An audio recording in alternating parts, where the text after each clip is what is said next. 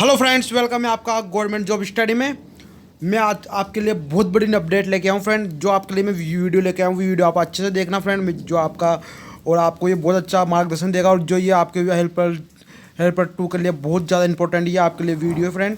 तो बने रहे अपने चैनल पे। और अगर जो मेरे चैनल को सबसे पहले देख रहे हैं तो भाई वो सब्सक्राइब कर लें, पास में जो बेल आइकन वो दबा लें ताकि वीडियो का जो नोटिफिकेशन आपको सबसे पहले मिले, क्योंकि जो आपका ये वीडियो बहुत इंपॉर्टेंट होना।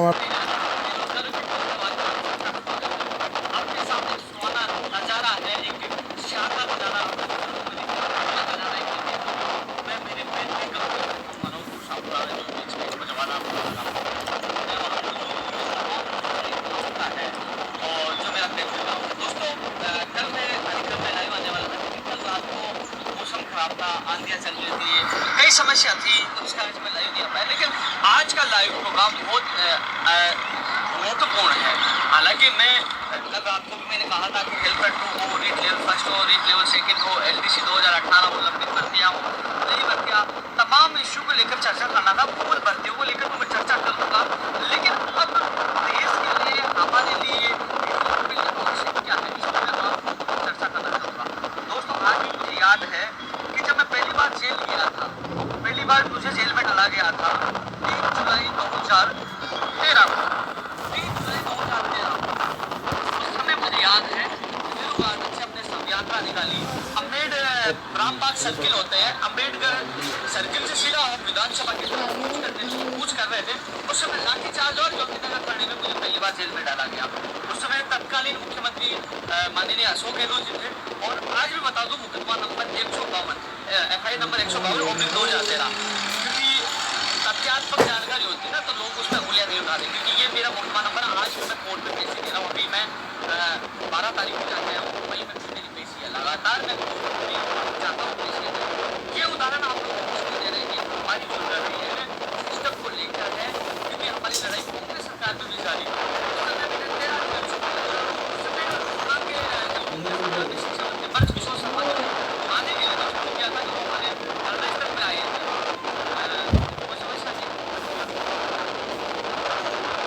हवा की वजह से आवाज कम हो रही है।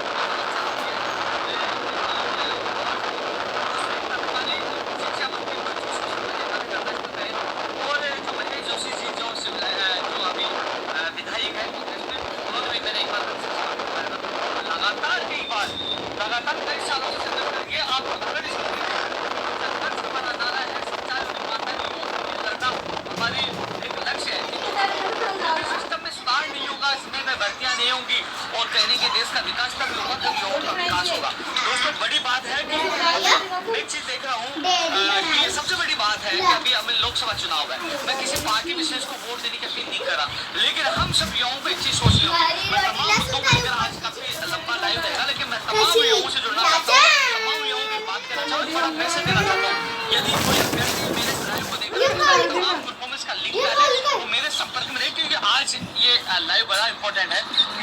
दोस्तों, मैं भी देश का नागरिक हूँ, मैं देश का युवा हूँ। देश का युवा क्या चाहता है, देश का युवा क्या चाहता है? आज देश में जब मैं बचपन में था, छोटा सा था, तो मैं समझने लगा तो देश के सामने राम मंदिर का देश का विकास कब होगा? जब चुनाव बेरोजगारी, चुनाव भ्रष्टाचार होगा, तब देश का विकास होगा। आज राष्ट्रवाद में चुनाव लड़ाना अच्छी बात है, राष्ट्र के लिए, देश का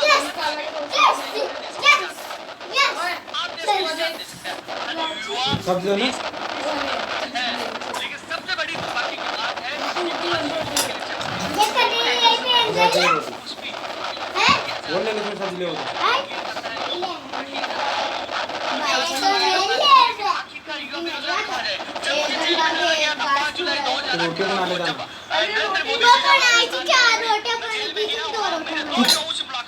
उन्होंने मुझे गुहार की कि हमारी आवाज आप उठाए, हम निर्दोष है। मैंने पूछा कौन से मामले में जेल में? उन्होंने कहा कि हम लगातार तैयारी भर्तियों की पूछा कर रहे थे, लेकिन कई बार 1 नंबर से रह गए, कई बार आधे नंबर से रह गए, कई बार DOB से रह गए, यानी कि जन्म दिनांक से रह गए। लेकिन हमने देखा कि हमारे आस पड़ोस के लोग या तो पेपर खरीद रहे थे या सेंटर खरीद रहे थे, पैसे देखे लग रहे थे। तो इस बार हमने भी शॉर्ट ट्रिक, यानी कि हमने भी 5 लाख रुपए दिए राजस्थान पुलिस में और हम नकल करने बैठ गए, हम पकड़े गए, 5 लाख भी गया, हमारा जीवन भी गया। तो दोस्तों, वो उन बेरोजगारों का कहानी नहीं है। यदि समय पे रोजगार उपलब्ध नहीं होगा, प्राइवेट सेक्टर और सरकारी सेक्टर में नौकरियां नहीं निकलेंगी, तो कहने की बेरोजगार गलत रास्ते पे जाए, क्योंकि वो देखेगा कि हाँ मैं तैयारी कर रहा हूँ, मेहनत कर रहा हूँ, सेंटर में किया, बाटवे में आपने हिंदी का मामला सुना होगा, तकनीकी साइक में सुना होगा, पीटीआई में सुना होगा, लोग फर्जी डिग्रियां लेके आ रहे हैं। युवा क्या सोचेंगे, क्या यार मैं पढ़ाई करके क्या करूंगा, मैं तो जुगाड़ करूंगा। जिस प्रकार वो लोग जेल में थे, मैंने उनकी आवाज देके वो रो रहे थे कि हाँ हमने गलतियां की, हम लालच में आ गए थे, लेकिन हमने कम से कम 3 से 5 एग्जाम दिए, लेकिन हम कुछ कुछ नंबरों से रह गए। जब हमने पड़ोसी को देखा कि वो पेपर लेके लग गया, सेंटर खरीद के लग गया, तो हमने सोचा कि हम भी इस जुगाड़ में लग जाए, आज उनका भविष्य खराब होगा। ये 2 युवाओं की कहानी है, लेकिन प्रदेश में क्या, देश में युवा जो गलत रास्ते में जा रहे हैं। हिंदुस्तान की सभी राजनीतिक पार्टियों से निवेदन है कि देश का विकास तब होगा जब देश के युवाओं का विकास होगा, युवाओं का भविष्य बनेगा। युवाओं के भविष्य में कोई बात नहीं होती, कभी जाति, कभी धर्म, कभी राष्ट्रवाद, कभी गाय, कभी मंदिर, क्या है, क्या समझ रखा आपने युवाओं को? बाबा जी का घंटा समझ रखा है युवाओं को। लेकिन युवा, मैं युवा हूँ, लेकिन मैं युवाओं से अपील करना चाहूंगा कि हमें क्या चाहिए।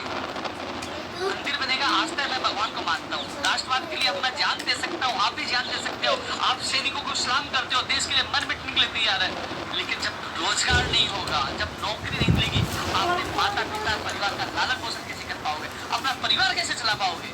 जब घोषणा पत्र मैंने देखा, कांग्रेस ने कहा कि हम 34 लाख देंगे, पूर्व की सरकार भाजपा सरकार ने कहा कि हम 2 करोड़ देंगे, लेकिन वर्तमान में भाजपा सरकार का घोषणा पत्र है, नौकरी, प्राइवेट सेक्टर, कुछ नहीं, कुछ भी नहीं। अब देखना काफी वक्त की कमेंट करेंगे, लोग मैं किसी का चेला नहीं होना, कांग्रेस ने बीजेपी का सबसे पहले उदाहरण इसलिए दिया था कि आज भी मुकदमा दर्ज है कांग्रेस सरकार का। युवाओं के लिए बोलूंगा, क्योंकि आज युवाओं का पतन हो रहा है, युवा ही गलत रास्ते पे जा रहे हैं। समस्या क्या क्या है प्रदेश की, मैं आपको सामने रखना चाहूंगा, प्रदेश की समस्या क्या है।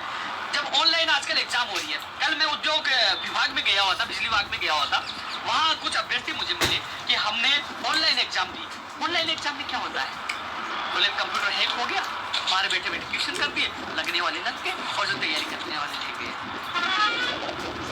ऑनलाइन एग्जाम नहीं हो सकती है, ऑफलाइन एग्जाम पूरे देश में होनी चाहिए। यदि ऑफलाइन एग्जाम ऑनलाइन एग्जाम आप करवाना चाहते हो, तो ऑनलाइन एग्जाम आईबीपीएस बैंक की तर्ज पे करवाइए, क्योंकि उसमें आईपी एड्रेस हर मिनट में बदल जाता है, क्योंकि लोग हैक कर लेते हैं और लोगों को नौकरियां लगा देते हैं। चाहे तकनीकी साइड हो, कई भर्तियों में घपला सामना है, लेकिन यदि आपको ऑनलाइन एग्जाम करवानी है तो आईबीपीएस बैंक की तर्ज पे करवाइए, जिसमें कोई हैकर हैक करने की कोशिश करेगा, पर मिनट में उसका आईपी एड्रेस चेंज होता रहता है, उस तर्ज पे चलता है। क्यों? क्योंकि जिस प्रकार राजस्थान पुलिस में घपला हुआ था, आपने देखा होगा, क्लोन तक बन चुके थे, ऑनलाइन एग्जाम में कितनी ठगी हुई, लेकिन उस समय हमने एग्जाम उसमें मामला उठाया। लेकिन राजस्थान पुलिस में मुझे एक बेहतरीन चीज लगी, उस तर्ज को राजस्थान की हर भर्तियों में लागू करना चाहिए, क्योंकि इस बार उन्होंने क्या किया कि जो अभ्यर्थी एग्जाम देने गया उनका फिंगरप्रिंट लिया गया, जब वापस आया तो भी फिंगरप्रिंट लिया गया और बीच में उसकी फोटो खींची गई। वास्तव में ये नियम राजस्थान की तमाम भर्तियों में लागू कर देना चाहिए, कि कई बार क्या होता है, जाते वक्त तो फिंगरप्रिंट ले लेते, लेकिन टॉयलेट या बाथरूम के नाम से जाके दूसरा बैठ जाता, लेकिन जाते वक्त उन्होंने फिंगरप्रिंट लिया, तो कोई बदलाव, कोई इसमें गड़बड़ी सामने नहीं आई और बहुत ही शानदार तरीके से ऑफलाइन एग्जाम हुई। तो फिंगरप्रिंट का सिस्टम हर एग्जाम में होना चाहिए, और ऑनलाइन एग्जाम कराओ तो आईबीपीएस बैंक की तरफ पे कराना चाहिए। इसके अलावा दोस्तों, सबसे बड़ी बात, सरकार में हिस्सेदारी होना। आज मैं एक चीज बता दूं, मैं कल का उदाहरण देना चाहूंगा, आपको एक चीज देना चाहूंगा, हेल्पर टू 19 तारीख को फाइल निकली विधानसभा के बगल से, जो विद्युत भवन है, और 3 अप्रैल को राज्य चुनाव आयोग में जा रही है। आप देख लीजिए 19 से 3 अप्रैल में कितने दिन का गैप है। क्या फाइल को उन लोग करोड़ों बजट था क्या उसमें? घूमती रही, लापरवाही घूमती रही, और फिर 3 अप्रैल से वो 8 अप्रैल को वापस विभाग को भेजेगी, और कल वापस वो फाइल गई, वो पड़ी थी, हम गए, कुछ मिले, हाथा जोड़ के, मैं विद्युत विभाग गया, मैं ऊर्जा विभाग गया, और फिर राज्य निर्वाचन आयोग गया, हाथा जोड़ निवेदन करके वो फाइल निकल पड़ी रहती है। सरकार की हिस्सेदारी इसमें नहीं है। सरकार में हिस्सेदारी बेरोजगारों की होना आवश्यक है। जब तक सरकार में हिस्सेदारी नहीं होगी, क्योंकि दोस्तों एक व्यक्ति क्या कर सकता है, आज मैं 8 साल चल रहा हूँ, 5 साल 10 साल 15 साल मर जाऊंगा, या राजनीतिक पार्टियां खत्म कर देंगी, आवाज उठाने वालों को कुचला जाता है, पता है, जेल में डालने का छड़ता रहूंगा। लेकिन किसी न किसी युवा को अपनी आवाज उठानी होगी, आप सबको एक होना होगा। मेरा आज भी मानना है सरकारी में हमारी हिस्सेदारी हो। आज एक व्यक्ति ऊर्जा विभाग, विद्युत विभाग, हाईकोर्ट, सचिवालय, कहाँ अधीनस्थ बोर्ड, आरपीएससी, अब आरपीएससी सेकंड ग्रेड और फर्स्ट ग्रेड, ऐसा ही बाकी का परिणाम नहीं आ रहा, मैं जाके आया नौकरी न जा सकते हो, बार बार हम जाए, आखिरकार बेरोजगार धरना प्रदर्शन ज्ञापन ही देता रहे क्या? हिस्सेदारी होना आवश्यक है दोस्तों। आज मेरी बात याद रखना, जब तक हमारी सरकार में हिस्सेदारी नहीं होगी, जब तक युवाओं की कोई सरकार चिंता नहीं करेगी, ना उनके भविष्य के बारे में सोचेगी। यदि मैं इनकी जगह मंत्री होता या मुख्यमंत्री होता, तुरंत एक्शन लेता कि गलती करने वाले अधिकारियों को जेल में डाला जाए, बाहरी राज्य का कोटा कम हो, और प्रतिवर्ष इतने लोग रिटायर्ड होते हैं, प्रतिवर्ष 5 लोगों को प्रतिवर्ष भर्ती आएगी, उसका कैलेंडर जारी होता। और इसके अलावा जितनी भर्तियां हुई है, जितनी भर्तियों में दान लिया, मैं उसकी व्यक्तिगत जांच कराता कि काफी लोगों ने फर्जी डिग्रियां ली है। चाहे सिंघानिया की बात कर लो, चाहे ओपीसीएस की बात कर लो, चाहे उत्तर प्रदेश की, चाहे बाहर से लेकर उन सारी डिग्रियों की, चाहे पुस्तकालय अध्यक्ष की बात हो, चाहे रीड लेवल की बात हो, चाहे पीटीआई भर्ती की बात हो, हर भर्ती में फर्जी डिग्री आ रही है। यदि यह भाई जिंदा रहा, यदि पावर में कभी आया, तो सबसे पहला मेरा लक्ष्य है कि फर्जी डिग्रियों की जांच करके दोषियों को जेल में डालना, भारी राज्यों का कोटा कम करना, और नई पेट्रोल से भर्तियां करवाना, जिससे बेटे जैसी बीमारियां खत्म हो जाए। तो दोस्तों, आप युवाओं को जागना होगा। मैं लाइव आके चिल्ला नहीं रहा, मैं आपको जगाने की कोशिश कर रहा हूँ कि राजनीतिक पार्टियां हमें यूज करती रहेंगी, एक बार ए, एक बार बी, एक बार वो। अरे हमें खुद को एहसास कराना होगा कि हम उनके साथ है। जिस प्रकार गुर्जर समाज ने अपनी ताकत दिखाई, रेल को जाम कर दिया, और सरकार को उनको 5% देना पड़ा। राजस्थान में सबसे ज्यादा युवा तादाद, हिंदुस्तान में सबसे ज्यादा युवा है, और युवाओं की कोई सुनी नहीं।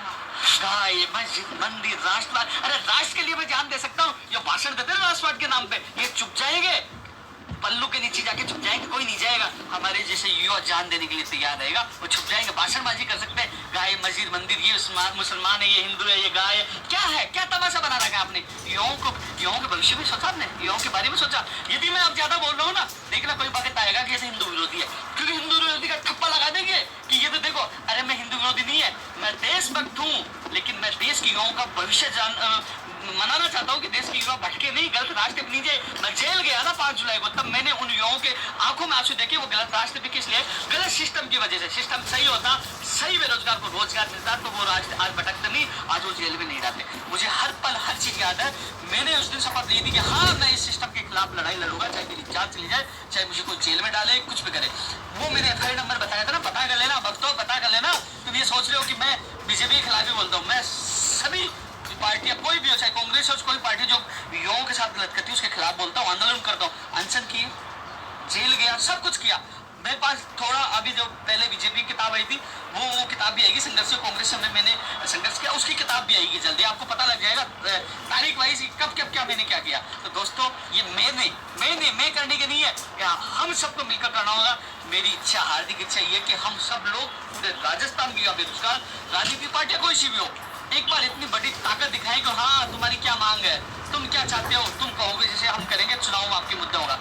हिंदुस्तान में, राजस्थान में पहली बार इस बार चुनाव में बेरोजगारों का मुद्दा बना था। वो कैसे बना आपको पता है?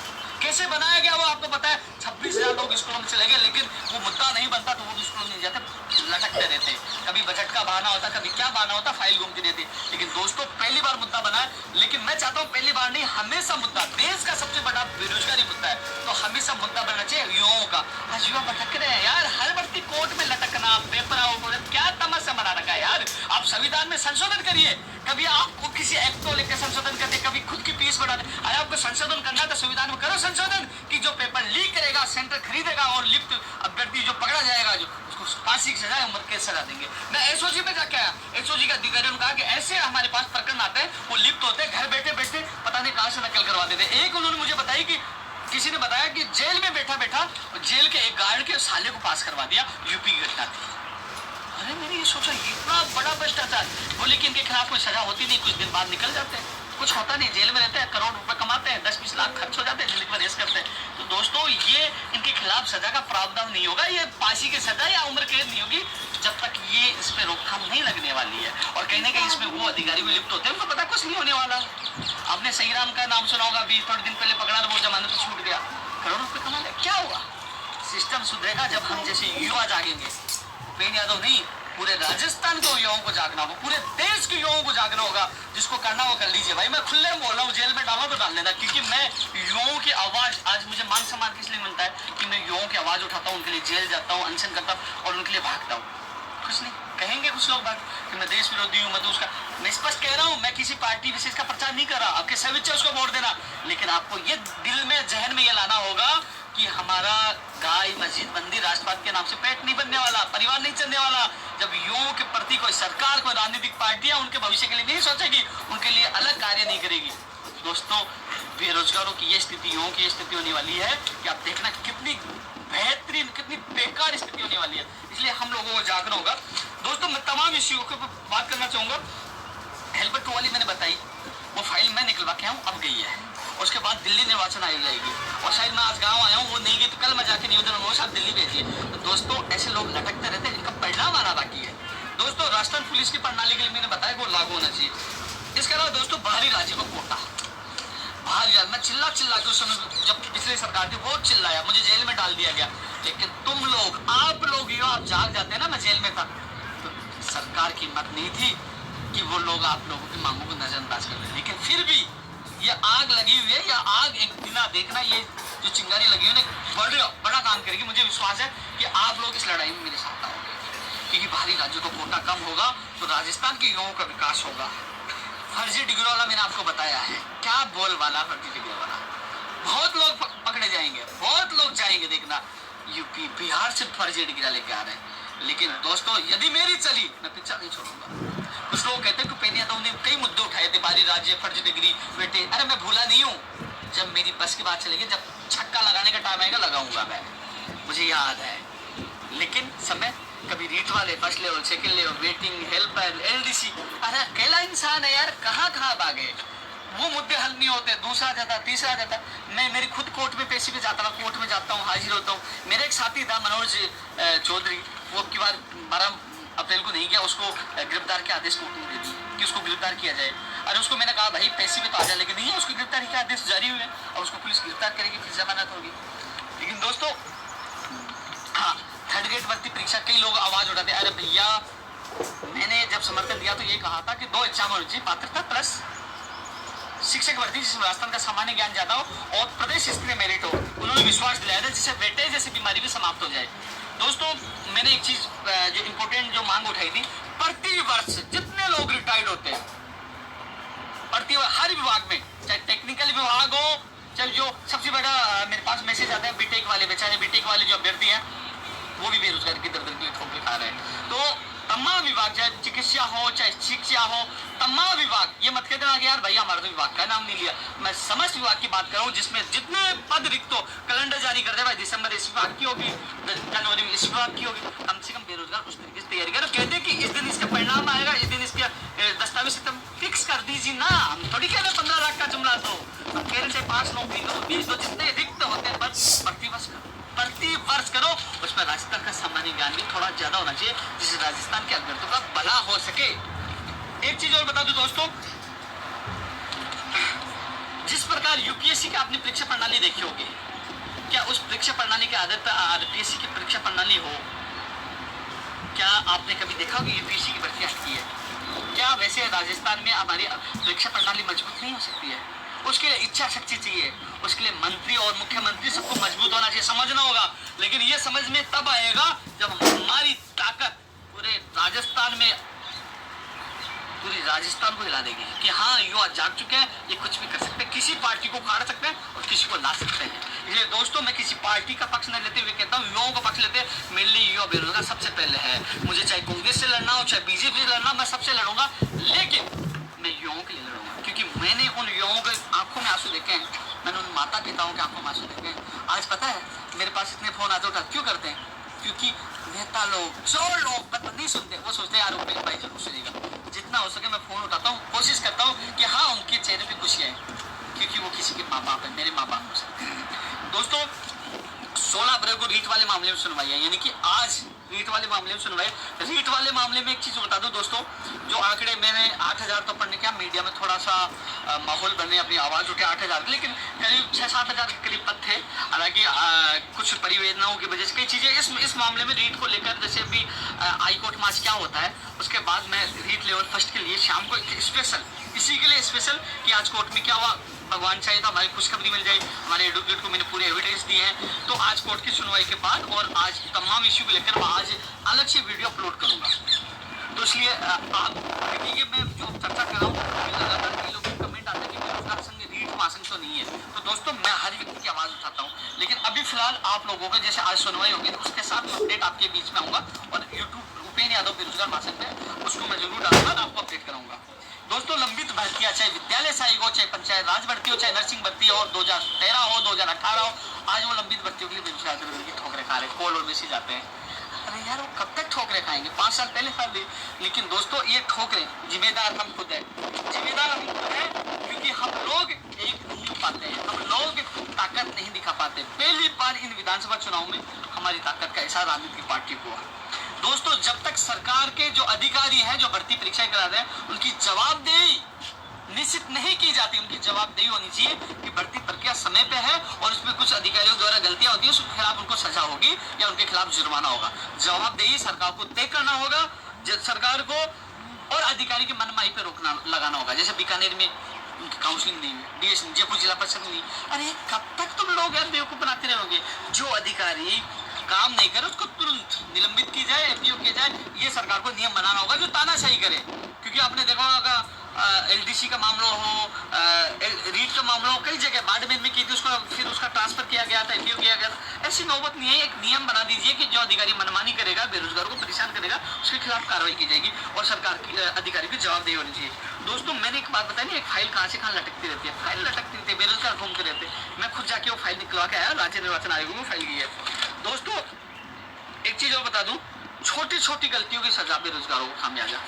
अरे एक लड़का मेरे पास आया भाइयों, उसने कहा कि मेरे 110 नंबर आ रहे हैं, ओबीसी का हूं, 108 कट ऑफ किया, लेकिन गलती से नेट वालों ने 101 भर दिया। मैं कोर्ट में चला गया, कोर्ट ने आदेश दे दिया, लेकिन उप निदेशक मोदी जी बोले नहीं करूंगा।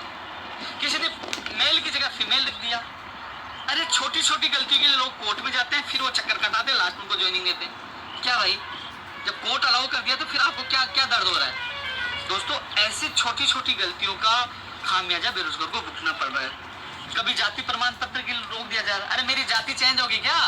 आप यदि आप स्टाम्प पे ले लीजिए ना, क्यों रोक दे रहे हो? जाति प्रमाण पत्र नया बढ़ाओ, क्या तमाशा बना रखा है यार, आप स्टाम्प पे ले लीजिए। दोस्तों कई एक चीज और समझ में आई मेरे पास, जिन लोगों को बीएड एसटीसी सब करवा दी, लोग बीएड एसटीसी 2 साल तक करते हैं, अब कह रहे हैं कि आपके उसमें 50% होना चाहिए। अरे भैया आपने एसटीसी बीएड क्यों करवाई, क्यों करवाई? इसके जवाब कौन है, इसके जिम्मेदार कौन है? उसने 2 साल खराब किए, पैसे खर्च किए, आज के आप बाहर हो। ये गलत है, ये गलत है, इसका मैं विरोध करता हूँ, बहुत गलत है। दोस्तों जब तक ये लाइव आया हूँ मैं कई इश्यू को लेकर आया था, मैंने आप लोगों को बताया। और जैसे दोस्तों एलडीसी 2018 के अभ्यर्थी जुड़े होंगे। दोस्तों कल भी मैं सीएम हाउस गया था, सीएम ओएसडी से मेरी मीटिंग थी, लेकिन वो अचानक सीएम होम चले गए। उन्होंने कहा कि आप अगले दिन आना, लेकिन आज मैं गाँव हूँ, कल मैं वापस जाऊंगा। दोस्तों एक चीज बता दूं, जो एलडीसी का परिणाम अटका पड़ा है, सेकंड ग्रेड का अटका पड़ा है, हेडमास्टर का अटका पड़ा है, एसआई का पड़ा है, सारी भर्तियों का आरक्षण को लेकर विवाद हो रहा है। कोर्ट ने जो स्टे दिया है कि जब दोनों आरक्षण, चाहे एमपीसी का हो चाहे सवर्ण आरक्षण हो, दोनों को विधानसभा में एक साथ पारित किया गया। आपने एमपीसी को लाभ दे दिया और ईडब्ल्यूएस यानी कि सवर्ण कास्ट को उनको लाभ नहीं दिया। ऐसे में भर्ती प्रक्रिया पेश किया है। ऐसे मेरे कल कई अधिकारियों में कार्यविभाग में कई अधिकारियों से बात हुई, कई जगह बात हुई। अब सबसे बड़ी समस्या ये आ रही है, क्योंकि कार्य विभाग ने तो अपना जो मत था, जो अपनी बात थी, वो सरकार को लिख चुके हैं। अब अंतिम निर्णय सरकार को करना है। समस्या आ रही है कि आरपीएससी और अधीनस्थ बोर्ड का कहना है कि जिनकी विज्ञप्तियां पूर्व में जारी हो चुकी है और जो जिनका प्रोसेस लगभग पूरा हो चुका है, ऐसे में इन भर्तियों में इन आरक्षणों को जोड़ा जाता है तो जीरो से वापस स्टार्ट होगी, क्योंकि उनकी विज्ञप्तियां भी वर्ग अनुसार दोबारा आएंगी। यानी कि एसटी, एससी, ओबीसी और ईडब्ल्यूएस की विज्ञप्तियों का वर्गीकरण दोबारा से होगा। तो कहीं ना कहीं जीरो से वापस इसका प्रोसेस स्टार्ट होगा, जो कम से कम 30 से 40 भर्तियां दोनों विभागों के, जो अपनी भर्तियां जो भी ये तो अंदाजा हो, आरपीएससी और अधीनस्थ बोर्ड की भर्तियां पर। ऐसे में दोस्तों स्वाभाविक है कि जब एमबीसी को आरक्षण दिया गया है तो मिलेगा तो स्वर्ण कास्ट को मिलेगा। यदि एमबी स्वर्ण कास्ट को नहीं मिलता तो एमबीसी को नहीं मिलेगा, मिलेगा तो दोनों मिलेगा, दोनों को नहीं मिलेगा। दोस्तों इस वीडियो को इशू ना बनाना कि किसी जाति में जैसे समाज के साथ पहले भी था, सामान्य श्रेणी के पहले साथ था, मैंने फिल्म में भी डाला था कि उनको भी आर्थिक आधार पर मिलना चाहिए। लेकिन बात ऐसी है कि ये बड़ा इश्यू इसलिए हो रहा है कि अब सरकार और अधीनस्थ बोर्ड आरपीसी के सामने चुनौतियां यह है कि क्या जीरो से दोबारा से इन भर्तियों का प्रोसेस विज्ञप्ति दोबारा जारी है, उनको पदों का वर्गीकरण हो, कई समस्या आ रही है। तो इसमें कार्य विभाग ने अपना निर्णय सरकार को भेज दिया, अब सरकार को अंतिम निर्णय लेना है।